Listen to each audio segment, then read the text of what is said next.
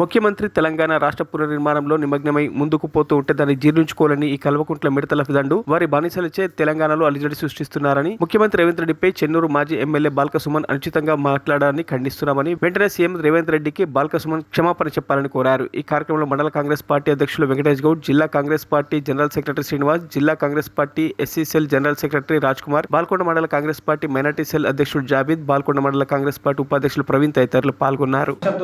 రేవంత్ రెడ్డి గారు మాట్లాడితే కేసీఆర్ గారి దొడ్లో బానిస బాల్క సుమన్ గారు నిన్న చెప్పు చూపించడాన్ని తీవ్రంగా ఖండిస్తున్నాం. బాల్క సుమన్ గారికి హెచ్చరిస్తున్నాం కూడా. చెప్పులు లక్షలాది మంది చెప్పులు మెడలేసి ఊరు దింపే బాధ్యత తెలంగాణ ప్రజలు తీసుకుంటారు.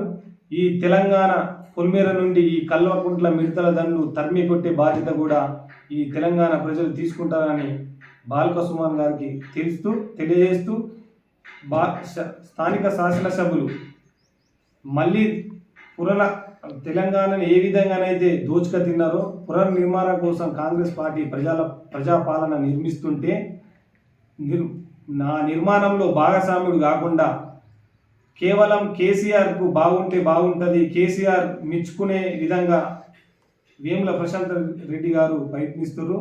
అది తీవ్రంగా ఖండిస్తున్నాం.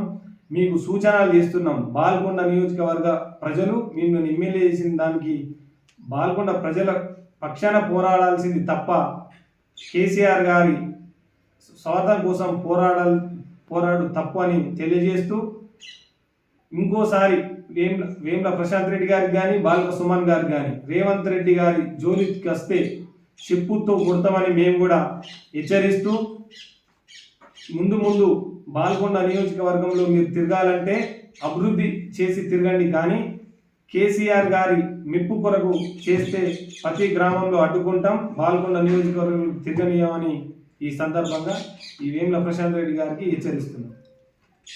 మరిన్ని అప్డేట్స్ కోసం మా ఛానల్ని సబ్స్క్రైబ్ చేయండి.